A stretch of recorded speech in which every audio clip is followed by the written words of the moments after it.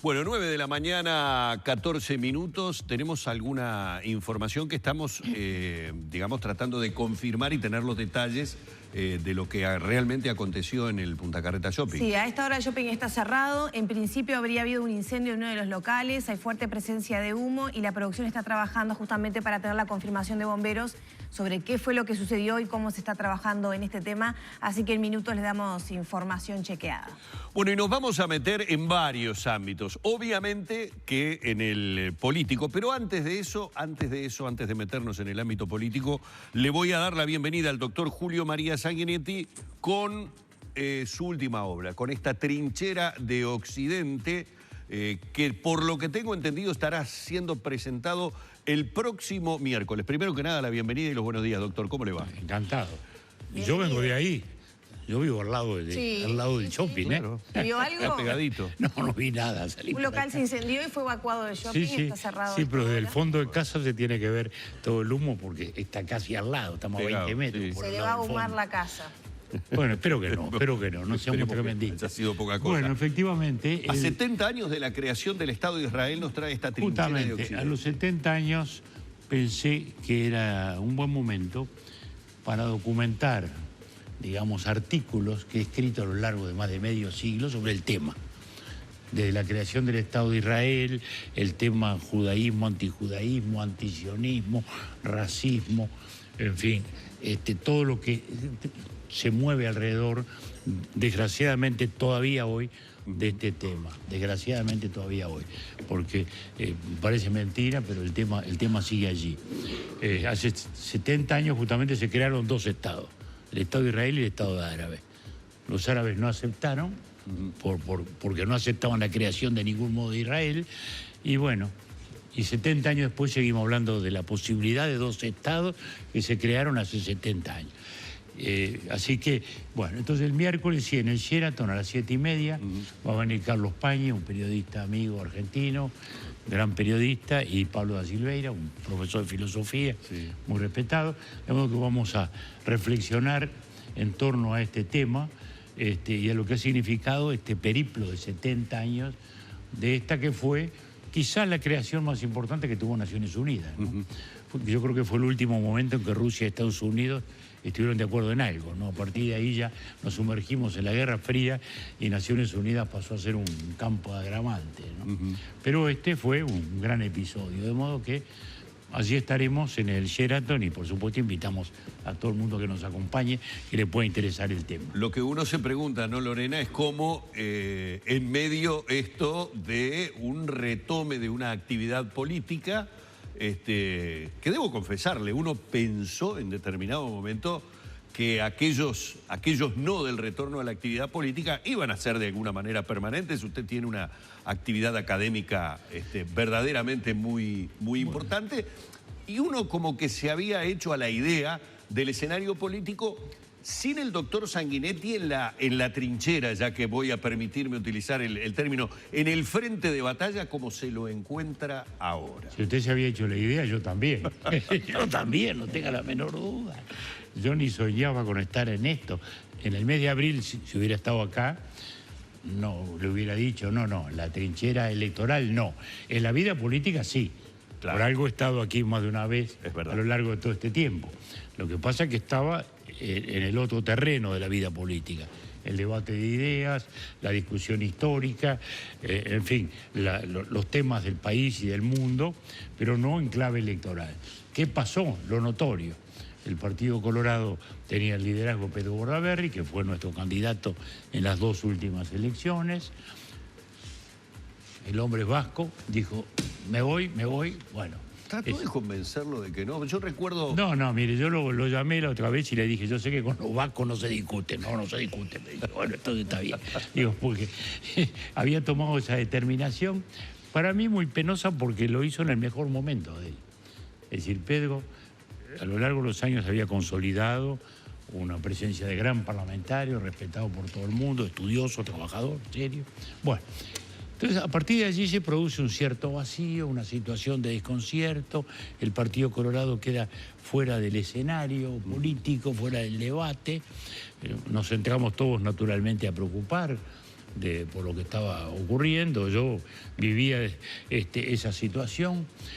Y bueno, y un día se precipitan en mi casa un lote de gente que me importa, digamos así, dirigentes políticos o gente importante que ha sido del partido y del país, y me dicen, mirá, nos tenés que vertebrar vos, ser nuestro portavoz, porque si no esto se va a dispersar. Y bueno, en aquel momento estaba solo el grupo, digamos, de Amorín y Coitiño, estaba la expectativa de Talvi, pero no definida, y bueno, y yo que estaba ya con esa preocupación, le dije, bueno, adelante, vamos. Se olvidó o a propósito no me nombró Amado, porque estaba allí con un incipiente... Bueno, sí. Por ahí andaba, por ahí andaba, por ahí andaba. Entonces, pero por ahí andaba, pero usted fue a su lanzamiento de candidatura.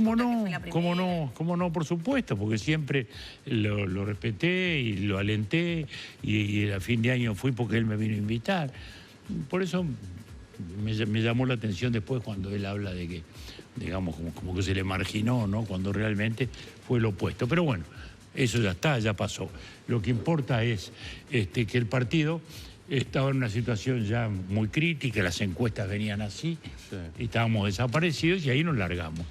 Bueno, y el resultado fue bueno, porque la reacción fue buena, las encuestas empezaron a mejorar, prácticamente a duplicarse, todo comenzó, y sobre todo cambió el humor, aquella clima de depresión que había en la gente colorada y en la dirigencia se cambió por un clima de optimismo, que hoy lo hay, indudablemente.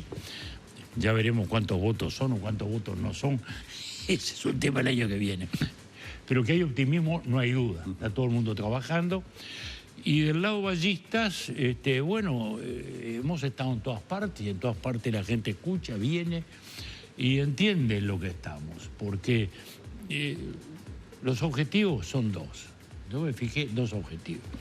Primero, vamos a tratar de reposicionar al partido y que pase a ser de nuevo decisivo en el debate político y decisivo electoralmente. Mayoría o minoría mayor o lo que se quiere, pero decisivo electoralmente.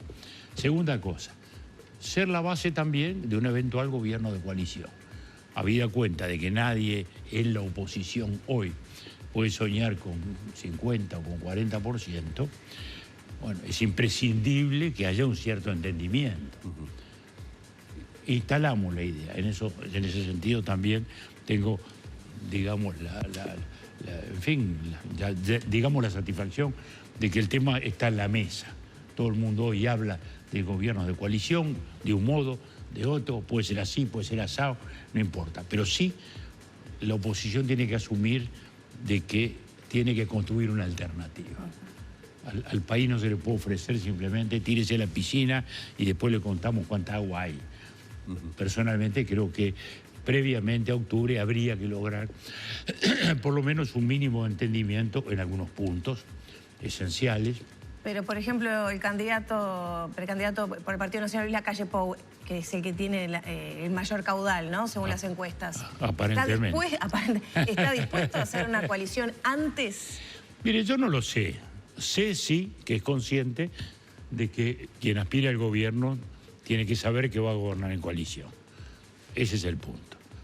Creo que él es consciente, como somos conscientes todos. ¿De qué modo, cuándo y cómo? Bueno, eso es lo que se irá viendo. Pero lo importante es instalar la idea de que en solitario, acá no va a haber gobierno blanco, ni va a haber gobierno del Partido Independiente, ni gobierno colorado. Tendrá que haber un gobierno de coalición en el cual cada uno podrá aportar su visión, que no son iguales, por supuesto, porque no se trata de que los partidos dejemos de serlo, ¿no, verdad? Ahora, doctor, explíquenos que usted lo puede hacer de una manera totalmente entendible para el electorado en este caso. ¿Cuál es la diferencia entre plantear determinados temas sustanciales en los que se esté de acuerdo en lo previo que presentarse ya como una coalición previamente, como lo dice, por ejemplo, Edgardo Novick? O sea, ¿cuál es la diferencia? ¿Por qué la resistencia a un acuerdo previo de esa magnitud? Porque uno no termina de entenderlo. Dice, ¿pero están hablando de lo mismo o no están hablando de lo mismo? Mire, yo no sé, la verdad que no sé cuál es la propuesta exacta de Edgardo Novick, no la conozco bien. Él da a entender de que ya desde ahora deberían presentarse él habla, quizás hable del partido de la Concertación. quizás no, pero en todo caso es muy claro esto. No somos lo mismo, hay que entender eso primero. No somos lo mismo. No es lo mismo el Partido Colorado, no es lo mismo el Partido Nacional, no es lo mismo el Partido Independiente. Entonces, eso es lo claro. En consecuencia, no somos indiferenciados para decir nos juntamos todos, hacemos el mismo partido, porque no es así. No es así. Bien. Con el Partido Nacional tenemos muchas coincidencias y muchas diferencias de diverso tipo. En el concepto histórico, entre otras cosas. Muchísimas, muchísimas. Por ejemplo, la concepción del Estado. Digamos, el sector quizás mayoritario del Partido Nacional no cree en las empresas del Estado, cree en la privatización de ellas. Nosotros creemos en la reforma de ellas y que estén en competencia. Que es una concepción bastante distinta que nos ha enfrentado más de una vez. Yo quiero a la UTE, quiero al ANCAP, quiero al Banco de Seguros, quiero al Banco República, pero los quiero en competencia. Como está la Antel, por ejemplo, que compiten los teléfonos con otras compañías. Y si una empresa del Estado no logra sobrevivir a la competencia, bueno, ahí que desaparezca o que se estudie o que se discuta cómo hacer. Digo, por ejemplo, esa es una diferencia bastante sustantiva. La concepción de la laicidad, por ejemplo, ¿no? Que a mucha gente ahora no le importa, pero a mí sí. Y me importa mucho, no solo porque es la tradición del país, sino porque esa tradición es la que le permitió al Uruguay tener el clima de tolerancia filosófica y religiosa que le caracterizó. Y hoy el tema vuelve, porque ahora hay un nuevo clericalismo en América Latina, que ya no es de la Iglesia Católica, sino el de las llamadas evangélicas, que acaban de ser decisivas en Brasil, y que acá mismo hay diputados que ya están planteando que la política con concepción religiosa.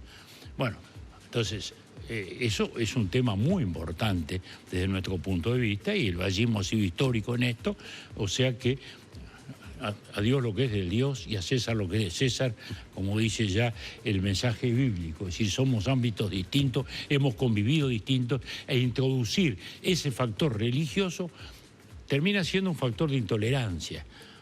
¿Por qué? Porque por definición la religión es dogma, es creencia, es fe.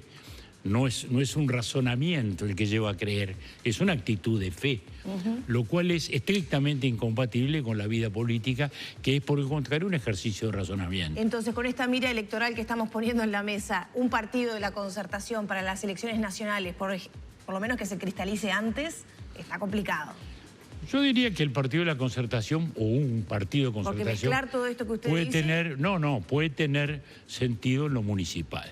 ¿No? Creo que ahí todavía tiene sentido. En lo nacional creo en los acuerdos, además por algo está la doble vuelta, digamos, en la cual se puede votar juntos, pero no es votar juntos simplemente porque votamos juntos, sino que esa es mi opinión por lo menos. Yo creo que al país hay que ofrecerle antes la certeza, la seguridad de que luego nos vamos a comprometer, porque el tema es ese. Hay temas que son polémicos per se. Por ejemplo, un tema en el que tenemos que estar de acuerdo, educación. Muy bien. Nosotros tenemos una posición que proviene de nuestro largo batallar en este tema. Estos años el Frente Amplio fundamentalmente se ha dedicado a cuestionar lo que fue la reforma nuestra del 95. Empezó con un ímpetu arrollador a tirar todo abajo, después no pudo, porque ya las escuelas a tiempo completo estaban instaladas, porque los centros de formación docente en el interior estaban instalados, pero desgraciadamente se tergiversaron, se cambiaron los métodos, se cambiaron los sistemas, se cambió todo. Y hoy sentimos que esto es un tema esencial, que va a ser inevitablemente muy polémico, porque ya está la polémica instalada. Basta ver que EDUI 21, que es un grupo de técnicos, hizo un planteo y ya las gremiales se enfrentaron y dijeron en lo que no es polémica es que es una prioridad, educación y seguridad, ¿no? Para todos los partidos. Yo creo que sí, pero el tema es cómo lo encaramos. El tema lo encaramos porque es evidente, ¿cuán viables son los cambios? Es evidente que en la educación hay que hacer cambios muy, muy fuertes hoy día, que van desde lo institucional a lo pedagógico, porque hay muchos temas de ese orden, ¿no? Porque a veces los debates de la educación se centran normalmente en presupuesto y poder. Es decir, quién manda, quién nombra, quién sanciona, o bien cuánta plata hay. Y no discutimos por qué nos va tan mal en matemática y tan mal en comprensión lectora y tan mal en gramática, que lo estamos viendo todos los días, ¿no? que es impresionante. Se presentan profesionales recibidos al concurso en Relaciones Exteriores y el 20% los liquidan por el idioma. En el Instituto de Magistrados, ¿no? Abogados, ¿no? Y que los descalifican por faltas antes de empezar al fondo de la cosa. Quiere decir que también en primaria hoy hay que buscar un cambio metodológico muy importante que permitan realmente superar esas situaciones. Ni hablemos secundaria, porque el programa que habíamos instalado en su momento fue desechado sin evaluarlo, que era enseñanza por áreas y no por asignaturas, se volvió a la multitud de asignaturas y los resultados no han sido buenos. Nadie tiene el milagro, pero creo que también hay que reconstruir fundamentalmente la comunidad educativa. Los directores perdieron peso, antes los directores eran, digamos, una presencia fundamental en cualquier liceo, fuera Montevideo, fuera el interior. Hoy van, vienen, los sacan, los ponen, ¿no? Los propios profesores, eso de que cada año estamos eligiendo horas, cuando hay que estabilizar la comunidad educativa.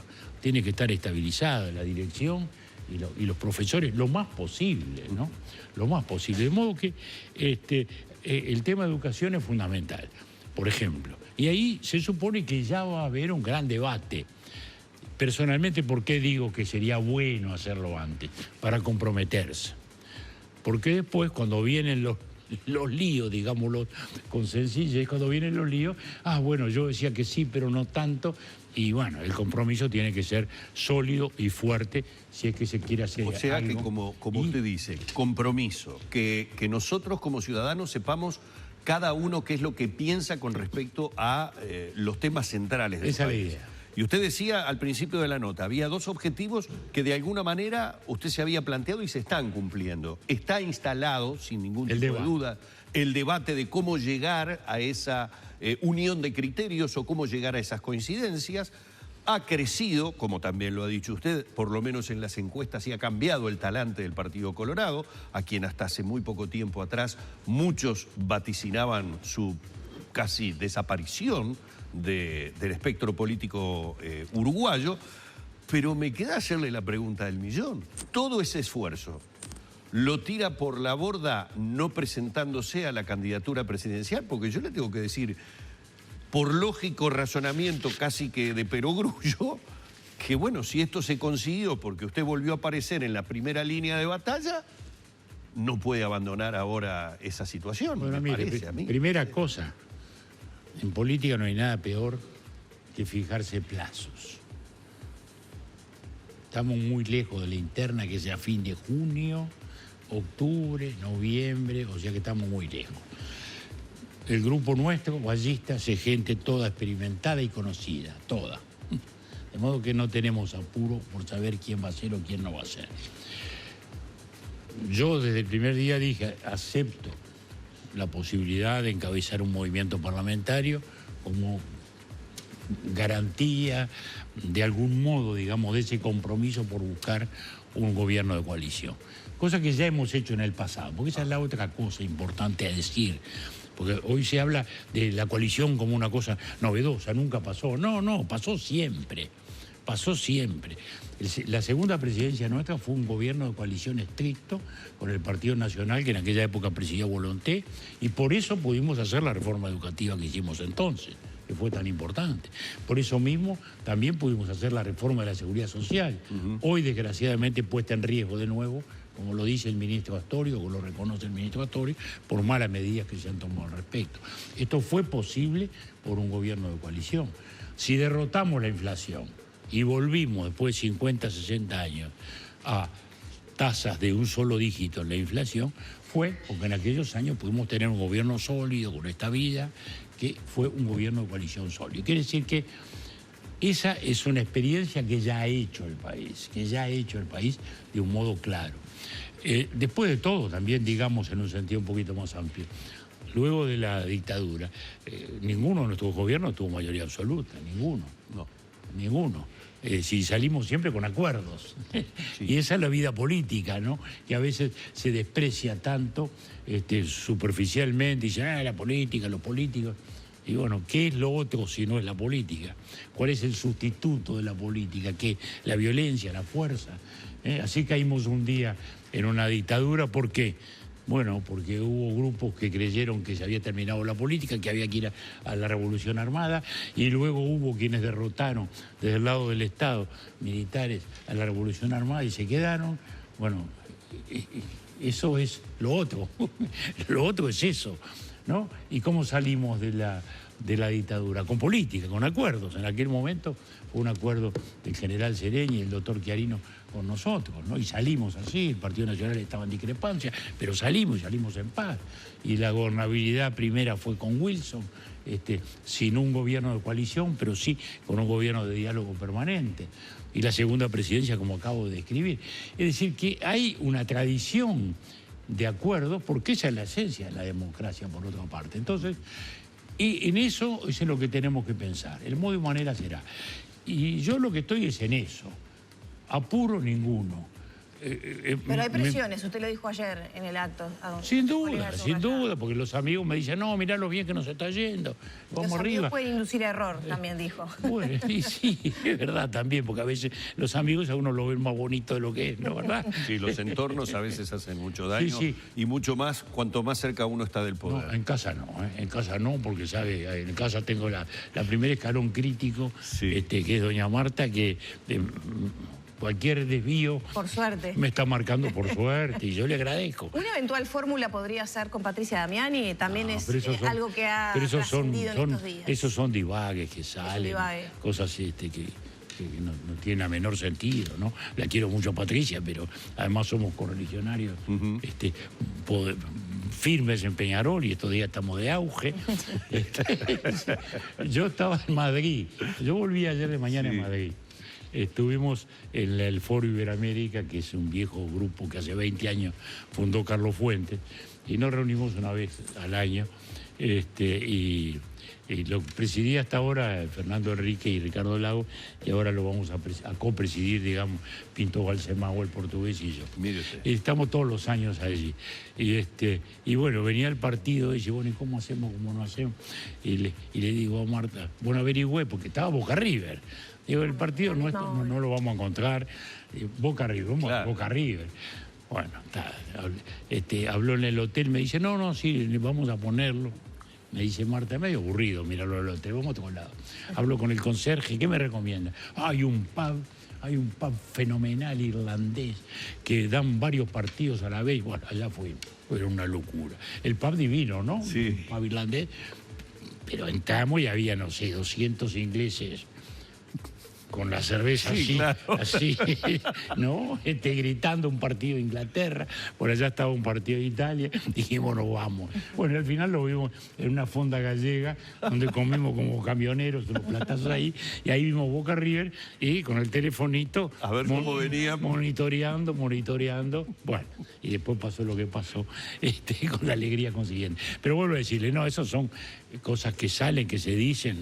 Pero ve la necesidad de una mujer en una eventual fórmula como en otros. No, yo soy muy feminista, en consecuencia no creo que es una mujer, un gordo, un petizo, no, es mujer, si es una mujer calificada. No, bueno, pero es una presión social y hay mujeres buenas representantes en todos los partidos, ¿no? Las hay, y son las mejores, allí iremos, ¿no? Por eso le digo, yo creo en eso, ¿no? Por supuesto que sí. Doctor. Si habrá habido. Si habrá habido y si las hay, y ojalá las haya más. Es más, le diría, hoy los partidos buscamos en general alentar mujeres, ¿no? Que hay menos vocación que en otros lados, ¿no? Eso también es verdad. Las mujeres tienen, por ejemplo, mucha vocación en algunas cosas. La justicia, por ejemplo. La justicia hoy es femenina en el Uruguay. 60% de los jueces son mujeres. Quiere decir que ahí el mundo femenino avanzó mucho y bien. O sea que uno de los tres poderes es femenino. En el legislativo han avanzado mucho menos. Sí. Uno se pregunta a veces por qué. Yo creo que pesan mucho las tradiciones, ¿no? Y los techos de cristal, según... No, yo creo que pesan las tradiciones. Hace poquito una politóloga presentó un estudio